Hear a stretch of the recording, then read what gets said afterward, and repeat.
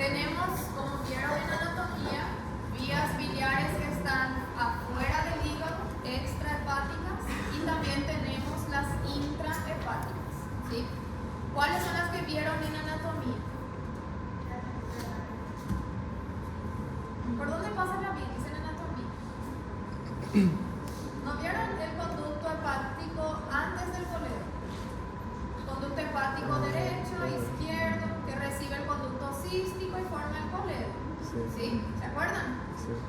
Para formar esos conductos adentro, en el interior del hígado, se formó otros conductos menores que fueron confluyendo hasta formar el coledo. ¿Sí? Entonces, tenemos vías biliares intrahepáticas y extrahepáticas. Esas vías biliares son canales por donde circuló o circula la bilis. ¿Sí? Esa secuencia de conductos o de vías biliares tienen que manejar bien. Vamos a tener un primer conducto de menor tamaño que surge en el interior del lobulillo hepático clásico. Ese conducto de menor tamaño se denomina capilar o canalículo biliar. ¿Sí? Ese capilar o canalículo biliar surge en la pared lateral de los hepatocitos. Van a surgir varios capilares biliares. ¿Sí? Es el primer conducto, el primer canal por donde pasa la bilis. ¿Sí? Van a confluir varios canales, canalículos o capilares biliares y van a formar un conducto de Hering, que es otro conducto por donde pasa la bilis. ¿Sí? El conducto de Hering sigue encontrándose en el interior del lobulillo. Varios conductos de Hering van a confluir y van a formar un conductillo terminal. ¿Sí? Ese conductillo terminal es el que se encuentra saliendo del lobulillo hepático clásico. ¿Sí? ¿Qué conducto voy a tener afuera de ese lobulillo hepático? El conducto biliar interlobuliar. ¿Sí? Entonces, ¿cuáles son los conductos que tengo antes de esto? El conductillo terminal, el conducto de Hering y los capilares biliares. ¿Sí? ¿Se entiende hasta ahí? Ese conductillo biliar interlobuliar son 6 por cada lobulillo hepático clásico. Van a confluir varios conductos biliares interlobuliares y finalmente vamos a tener el conducto hepático derecho, conducto hepático izquierdo, ¿sí? Que ya van a salir del hígado, o sea que son conductos extrahepáticos, ¿sí? El derecho y el izquierdo se unen para formar el conducto hepático. ¿Cómo? ¿Quién le llega al conducto hepático común? Cístico. El conducto cístico de la vesícula biliar, y van a formar el conducto coledo, que va a recibir el conducto pancreático de Wilson y van a terminar en ampolla de Vater en la segunda porción del duodeno. ¿Sí? Entonces, toda esa secuencia tienen que manejar en orden. ¿Sí? Entonces, ese canalículo, o sea que esa bilis comienza a fluir en el interior del canalículo biliar, ¿sí? O capilar biliar de menor tamaño. Ese canalículo biliar no tiene una pared formada por un epitelio propio, sino que la pared de ese canalículo biliar está formada por la propia pared del hepatocito. ¿Sí? Yo tengo aquí mi hepatocito, supongamos 2 hepatocitos. Voy a formar aquí un pequeño canal y esto es el canalículo biliar. ¿Sí? O sea que el hepatocito produce los componentes de la bilis y expulsa eso de la célula que va a entrar en un canalículo biliar. El canalículo biliar no tiene una pared formada por un epitelio propio, sino que su pared está formado por el propio hepatocito. ¿Sí? Y serían estas estructuras que se ven aquí, bien delgadas, bien finitas. Pero allá en el laboratorio nosotros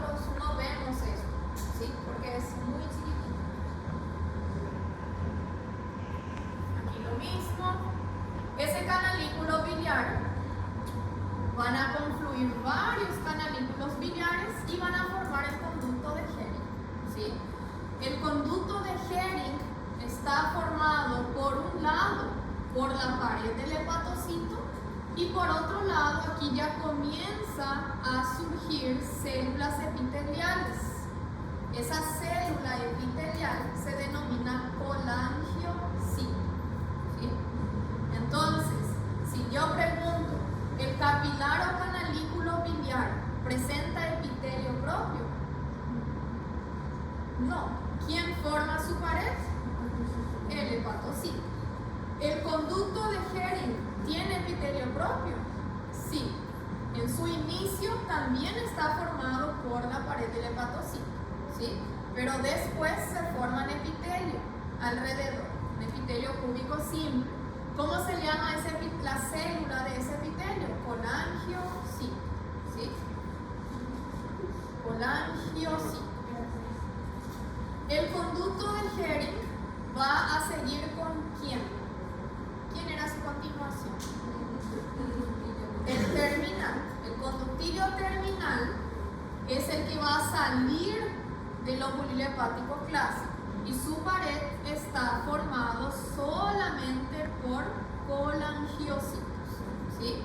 Solamente por epitelio, ya no tiene relación con el hepatocito, ¿sí? ¿Se entiende?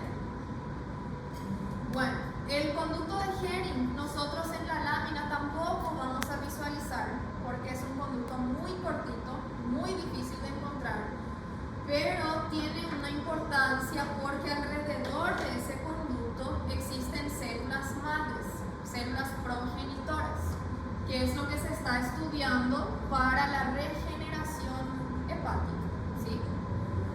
Que van a ver mejor en fisiología. Entonces, en esta imagen, aquí se ven los hepatocitos. Esto sería el conducto de Hering, ¿sí? Hasta aquí. Yo veo que ya hay un epitelio cúbico simple, que son los colangiocitos, pero antes de formar ese epitelio cúbico que tengo, la pared del hepatocito, ¿sí? Por eso el conducto de Hering está formado por dos estructuras distintas. Primero por el hepatocito y segundo después por los colangiocitos, ¿sí? Los conductos de Hering se van a unir y formar el conductillo hepático terminal, ¿sí? Este conductillo hepático terminal, como se ve aquí, su pared sí ya está formada solamente por colangiocitos, que es un epitelio cúbico simple. El conductillo hepático terminal sale, atraviesa esa cápsula de tejido conectivo y se va a transformar en ¿quién? El hepático terminal. En el conductillo biliar interloculiar, ¿sí? En el conducto que forma parte de la tríada portal. Ese conducto biliar interloculiar, como vieron en la imagen anterior, presenta un revestimiento de epitelio cúbico simple, si es un conducto pequeño. Si es un conducto más grande, puede ser cilíndrico simple, ¿sí? Se asemeja a un collar de perlas. Siempre se le compara un collar de perlas. Bueno, entonces, conducto de Hering está delimitado por el hepatocito y por el colangiocito, ¿sí? El conductillo hepático terminal delimitado solamente por colangiocitos. Es el que sale del óvulo hepático clásico y se va a transformar en el conducto biliar interloculiar de la tríada portal, ¿sí? Estos conductos interloculiares van a formar el conducto hepático derecho e izquierdo, ¿sí?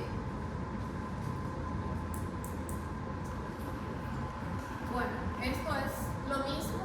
Entonces, el primer canal que tenemos es el capilar biliar, el canalículo biliar, que va a drenar en el conducto de Hering. Este drena en el conducto biliar terminal, que va a drenar en el conducto interloculiar de la tríada, que va a formar el conducto hepático derecho, izquierdo, forman el conducto hepático común, reciben el conducto cístico y forman el colédoco. ¿Sí?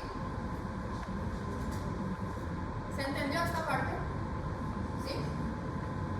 Bueno, eso sería con respecto al hígado, que es la parte más larga de la clase. Ahora va a ser más cortito.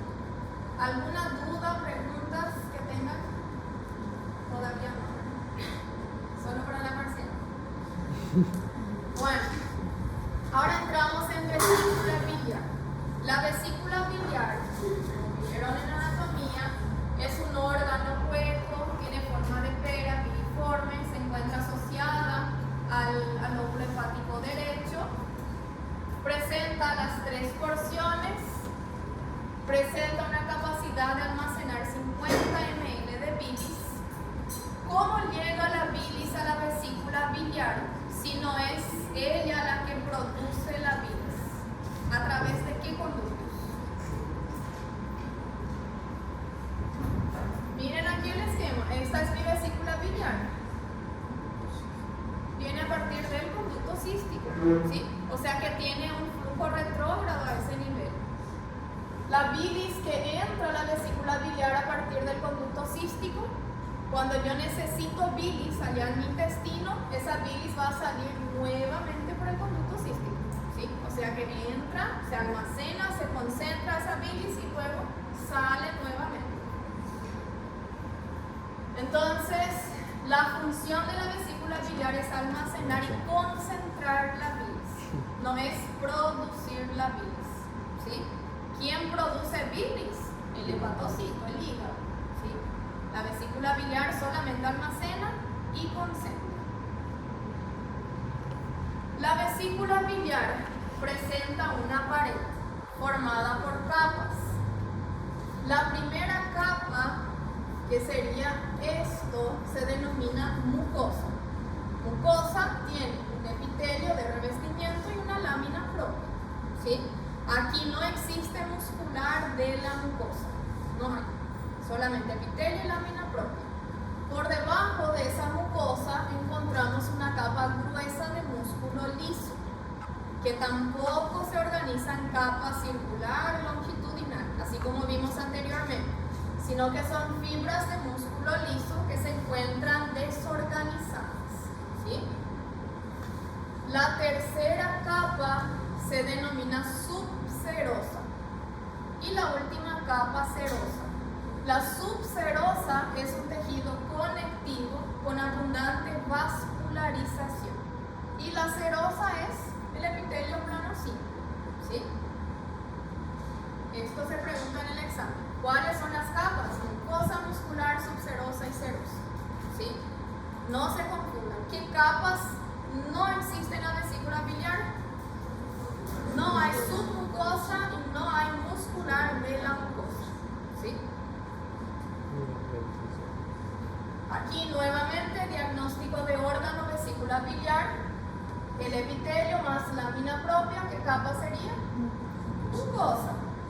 Segunda capa, muscular. Tercera capa, subserosa y por último, serosa. Si la vesícula biliar tiene como función concentrar la bilis, para concentrar alguna sustancia, ¿qué necesito hacer? Si yo pongo en una olla agua y sal y voy a dejar que se hierva eso, voy a concentrar ese líquido, esa sustancia, ¿sí? ¿Qué se pierde? ¿Qué se evapora ahí? Agua. Entonces, aquí pasa más o menos lo mismo. Yo tengo que concentrar esa bilis, ¿sí? O sea que tengo que absorber agua de esa bilis. Si yo necesito absorber algo, ¿qué especialización de superficie tengo que tener en mi epitelio? ¿Quién era? ¿Cilios? Microvellosidades, ¿sí? Entonces, el epitelio de la vesícula biliar es un epitelio cilíndrico simple con microvellosidades, ¿sí? En la lámina propia, incluso en la capa muscular, podemos encontrar unas estructuras que aparecen quistes que se denomina seno de Rokitansky-Askov. Seno de Rokitansky-Askov. Son invaginaciones del epitelio de superficie. Este epitelio se invagina y se cierra, ¿sí? Y forma una estructura que tiene relación con la patología, con inflamación de la vesícula biliar, con formación de cálculos en la vesícula biliar, así que van a ver después en anatomía patológica. Entonces, estas estructuras que vemos en la lámina propia, que parecen glándulas, pero que no son glándulas, se denomina seno de Rokitansky-Askov, y es algo bien característico de la vesícula biliar, ¿sí? En el examen se puede preguntar en qué órgano hay seno de Rokitansky-Askov. En vesícula biliar, que serían estas estructuras que se ven aquí. Bueno, ¿cuál es la función de la vesícula biliar? Ya mencionamos que es almacenar y concentrar esa bilis. En caso de necesidad, cuando ingerimos comida rica en grasa, en proteína, la vesícula biliar se va a contraer en respuesta a un estímulo hormonal y libera la bilis al duodeno, ¿sí? Que se encarga de emulsificar la grasa del alimento, de la comida. Bilis de vesícula biliar es solamente eso, bien fácil. ¿Cuáles son las capas? Mucosa, muscular, subserosa, serosa. ¿Cuál es una característica distintiva de vesícula biliar? El seno de Rokitansky-Askov. ¿Qué capa no hay en la vesícula biliar? Muscular de la mucosa y submucosa. ¿Cuál es su función? Almacenar y concentrar bilis. Solamente eso, ¿sí? Y por último, tenemos al páncreas. El páncreas se encuentra rodeado por peritoneo. No, es un órgano retroperitoneal. Entonces tengo que tener algo que le proteja. Así que es una cápsula de tejido conectivo. Entonces está envuelto por una cápsula de tejido conectivo. ¿Cuál es la función del páncreas? Producir insulina. Producir hormonas, que es la insulina. ¿Qué más? Participa en la digestión. ¿Para qué sirve el conducto de Wirsung y de Santorini? Para formar y llevar al duodeno el jugo pancreático, ¿sí? Entonces, se dice que el páncreas es una glándula mixta. Tiene función exócrina y endócrina. La función exócrina se relaciona con la formación del jugo pancreático. La función endocrina tiene relación con la síntesis de hormonas, ¿sí? Aquí en el esquema, esto sería el páncreas exócrino. En el interior del páncreas exócrino, el 1% corresponde al páncreas endocrino. O sea que voy a tener acúmulos de células que van a producir hormonas, ¿sí? Que corresponde al 1% del páncreas. El 99% corresponde a páncreas exócrino, ¿sí? Esto sería una imagen de páncreas. Todo lo que se observa aquí es páncreas exócrino, o sea que es una glándula exócrina, ¿sí? ¿Se acuerdan qué tipo de glándula era? Si es simple, compuesta, tubular, acinar. Que no se van a acordar más, ¿verdad? El páncreas es una glándula grande, entonces es compuesta, es acinar, tiene estructuras que no tienen luz, por eso es acinar. Y como se ve aquí, su coloración es totalmente oscura, basófila. Entonces tiene secreción serosa, ¿sí? Entonces, el páncreas exócrino es una glándula compuesta acinar de secreción serosa. En ese páncreas exócrino se observan estas estructuras ovoideas y pálidas que corresponden al páncreas endocrino, ¿sí? Bien chiquitito, páncreas endocrino. Si vamos a visualizar esto. Está formado por acinos. ¿Aquí se ve estructuras con luz? No. ¿Se acuerdan que la glándula podría ser tubular y acinar? Pero si tiene luz, tubular. No tiene luz, acinar. Aquí vamos a encontrar varios acinos. ¿Cuál era la característica de un acino seroso? Presenta el núcleo esférico, basal y un citoplasma bien oscuro. ¿Sí? Un acino seroso. En el centro de ese acino hay una célula aplanada, rodeada por un halo blanco. Esa célula se denomina célula centroacinar. En el centro del acino, célula centroacinar. ¿Sí? Entonces, el páncreas exócrino está formado por células acinares, que son estas células piramidales, y por células centroacinares. Estas células acinares son las que van a producir enzimas que van a colaborar en la digestión de alimentos. ¿Sí? Por eso es páncreas exócrino. Entonces, esto sería un acino formado por células acinares. En el centro, las células que son aplanadas se denominan células centroacinar. ¿Cuál es la importancia de esa célula centroacinar? Varias células centroacinares van a formar el primer sistema de conductos del páncreas, que es el conducto intercalar. ¿Sí? En anatomía vieron el conducto de Santorini y de Wilson. ¿Sí? Para que se forme ese conducto, yo tengo que tener otros conductos menores. El primer conducto que tengo es el conducto intercalar. ¿Quién forma el conducto intercalar? La célula centroacinar. ¿Sí? Varios conductos intercalares se van a unir y van a formar un conducto intralobulinear. ¿Sí? Intralobulinear. ¿Qué sería esto? Células acinares, célula centroacinar, que va a formar el conducto intercalar. ¿Sí? Los conductos intercalares se van a unir, que serían esto, intercalares se unen para formar el conducto intralobulinear. Diagnóstico con esta lámina, diagnóstico de órgano. Páncreas exócrino, páncreas endócrino. Exócrino. Diagnóstico de células estas. Acinares o acinosas. La célula que está en el centro, más ovalada y clarita, pálida. Célula centroacinar. ¿Sí? Bien fácil.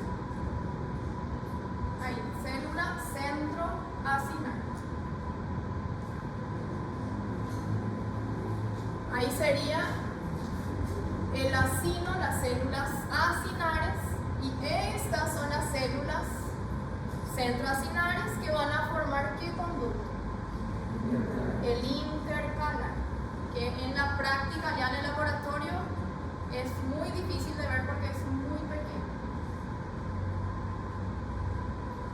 ¿Qué conducto sería esto? ¿El intercalar o el intralobulinear? Por el tamaño. Intralobulinear, ¿sí? Si comparamos aquí, el intercalar tiene un diámetro mucho menor que el acino, ¿sí? El intralobulinear tiene un tamaño igual o mayor que el acino, ¿sí? ¿Y esto qué sería? ¿Se encuentra adentro de un lobulillo o entre lobulillos? Entre. Entonces se llama un conducto interlobulinear. ¿Sí? ¿Qué conductos voy a encontrar aquí? Intercalar y el intralobulinear. Adentro del lobulillo. ¿Pero en cuanto a conductos? En la práctica no vamos a preguntar eso. Bueno, la función del páncreas exócrino, como ya dijeron, es producir el jugo conducto pancreático, ¿sí?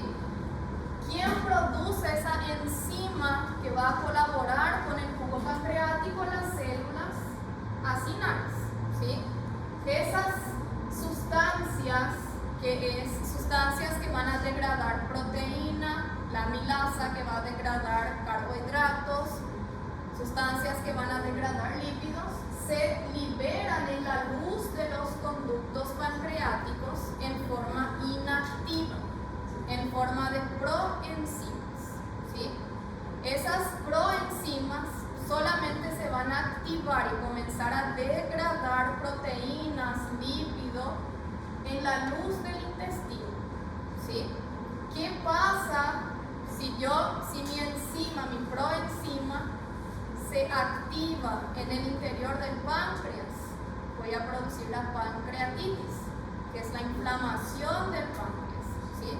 Por eso esa enzima tiene que activarse recién en la luz del tubo digestivo y no en el interior del páncreas. Entonces se libera en forma de proenzimas. El páncreas endocrino, dijimos que corresponde al 1% del páncreas, son células que van a secretar hormonas.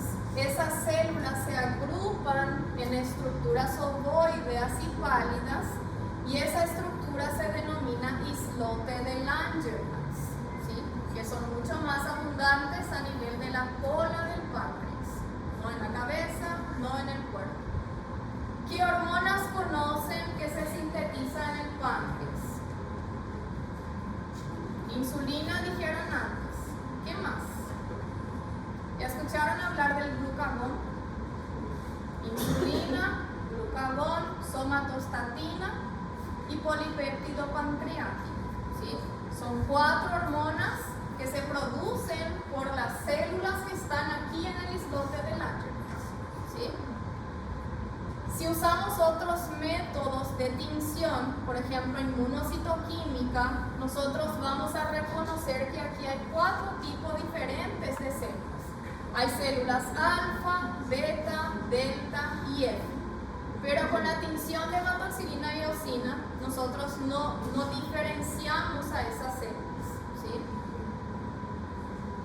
Diagnóstico de órgano, páncreas. Si coloco una flecha aquí, estructura, no se ve muy clarito ahora. El islote de Langerhans sería el páncreas endocrino. En ese islote tenemos a las células alfa, que son células que van a liberar glucagón. El glucagón, ¿qué hace? Libera glucosa al torrente sanguíneo, o sea que aumenta la glucosa en sangre, ¿sí? Aumenta la glicemia. La célula beta libera insulina. Son las células más abundantes. ¿Qué hace la insulina en el cuerpo? Disminuye la glicemia. ¿Sí? ¿Cómo? Activa a algunas células para que abran sus receptores y entre glucosa en el interior de esa célula. Con eso voy a disminuir la glucosa en sangre, ¿sí? Entonces la insulina tiene un efecto opuesto al glucagón. Glucagón aumenta glicemia, insulina disminuye glicemia, ¿sí? Tenemos a la célula delta que libera somatostatina, que es una hormona que va a inhibir a la célula alfa y inhibir a la célula beta, ¿sí? Y la célula F, que secreta un polipéptido pancreático, pero cuya función se desconoce. Entonces, ¿qué tienen que saber del páncreas endocrino, del islote de Langerhans? Que existen células alfa, beta, delta, F. ¿Qué secreta la célula alfa?